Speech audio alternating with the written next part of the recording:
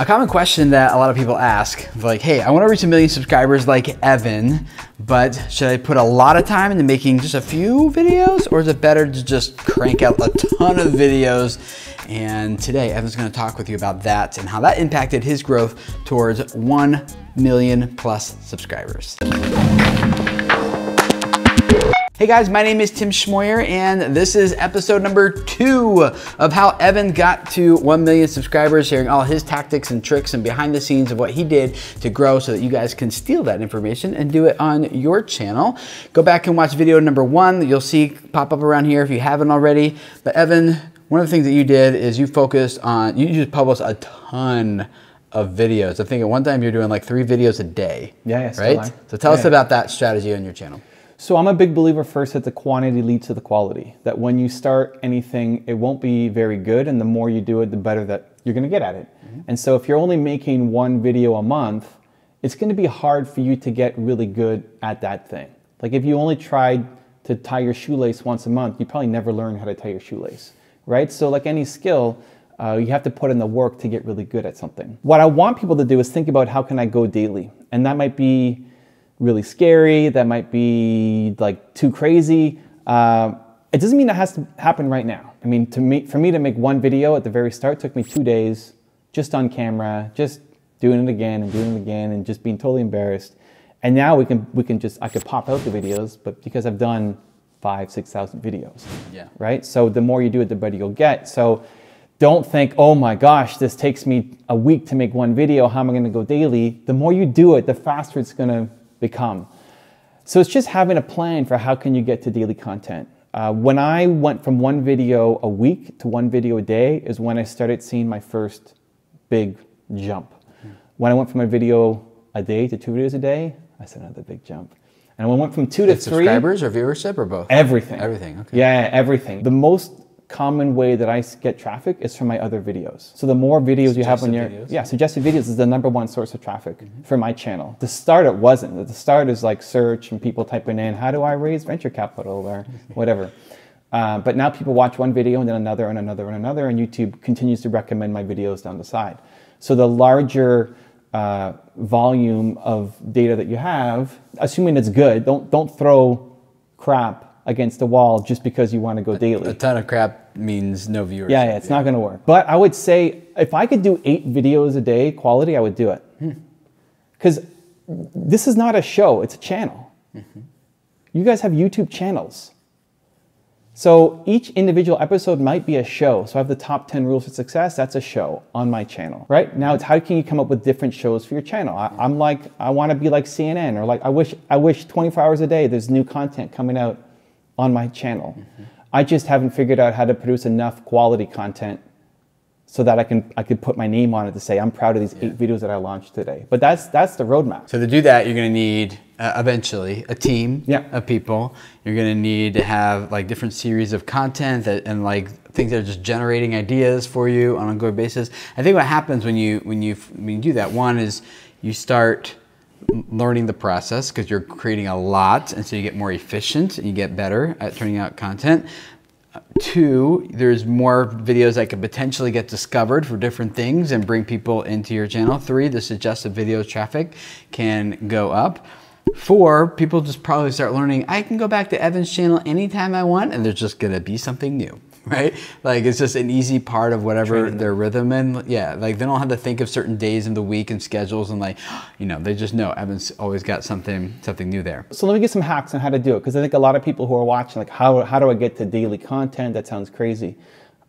First off, recognize that there's a lot of time spent on setup and teardown. Right? And not just the gear setting up and the lights and like we're mic'd up and, you know, it took Tim a good amount of time to set this up in a new space. But once you set it up, you can go, right? Like just leave it. Just leave it up. But it's also the mindset. Like we're in video mode, we want to film, I want to make another one. Like it's easy to stay in that mode where it might be hard to get into that mode. Like if you're coming from doing something else, you're coming from work, you're coming from family, you're coming from other situations, it can be hard to like, it might take you half an hour to get into, okay, come on, I'm trying to make a good video here. But once you're in it, it's easier to stay in it. So what I try to do is encourage people to block off big chunks of time. So take that time that you're spending, that's maybe 2 hours doing one video, and try to stretch it to 3, you might be able to just double the amount of content that you're putting out because of the setup and takedown costs. I would also say as a test, instead of thinking daily now, just think, how can I double? How can I take whatever my output is right now and how do I double it in the next 3 months? That might be an easier goal for some people to get started. So if you're making 1 a week, how do you go 2 a week in the next 3 months? It's a simple goal. Ultimately, I want you thinking daily or even like twice a day or 3 times a day. But how do you go and double it within the next 3 months? So the goal here is to increase the amount of videos that you're publishing, but also, and maybe more importantly, to learn how to make better videos because of the continual practice. Yeah, and watch your videos back. Whatever you just put up, it might be really embarrassing. For me, it was 350 videos before I wasn't completely embarrassed by my own content.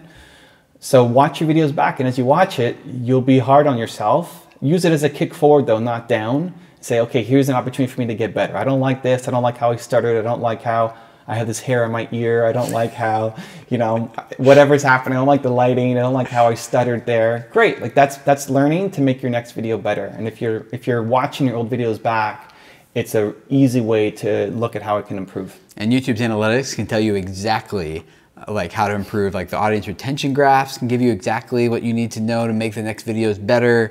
There's a lot you can learn in there. What would you say to the channel is like an animation channel, and it takes them a good solid 6 weeks to make 2 minutes, right? Or some of these videos that like the creator series that I'm doing, that I'm working on, is 10 episodes and it takes like a month to produce one because I'm traveling, I'm hiring like production crews to come do this.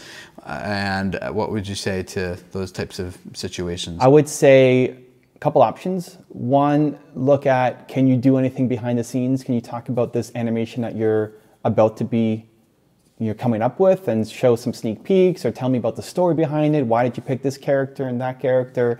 What's the theme that's coming up? Even maybe engage your audience, say, hey, should they do this or that? What theme do you like better? How do you want the ending to have? Like if you engage your audience and it builds anticipation for the next thing. Q&A videos, live streams, a lot of community-based stuff. I'd also look at, can you involve other people through the process, either to help you with your animation or to get other animators to create their versions for your channel, and you build this network. Maybe it even involves you taking over another animator's channel, and like you close down that channel and you build up your own platform.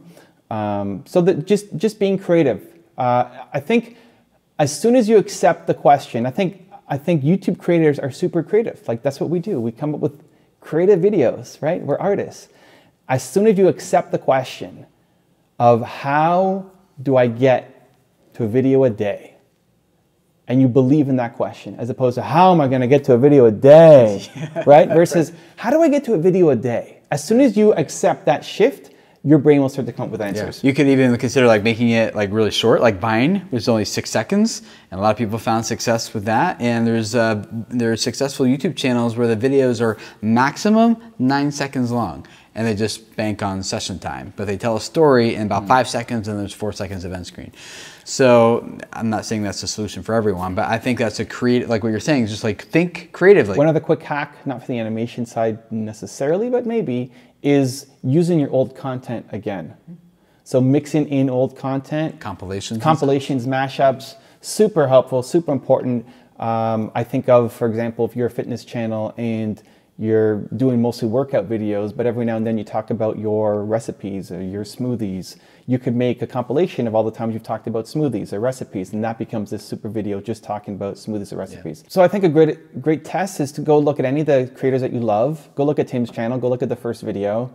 It's pretty embarrassing, right? Go look at my channel. It's actually not that bad for an iPhone video shot in my basement in the dark. That's how this got started right here. So there's the gear, there's the tools that you use, but then there's also you on camera and how much you've grown in comfort level being on the camera versus like, okay, I'm making a video, right? I keep up my old videos even though I'm totally embarrassed by them because it shows a journey. Yeah. And so you might be looking at Tim or me or any of your favorite YouTubers and say, wow, look at how good they are. Just go back to their early days, look at their first videos, and you'll see how much they sucked at the beginning too, and use that as some inspiration for you to know that, hey, if I just keep at this, if I keep going, then I can get better too. When you create content on an ongoing basis like this though, you just don't want to keep doing it blindly. You need to evaluate what you're doing. And Evan has a few tactics that really helped him get to 1 million subscribers of how he evaluated what he was doing on his channel. He's going to share those with you coming up in episode number 3. So you can click that on your screen and go click that video, and we'll see you guys over there.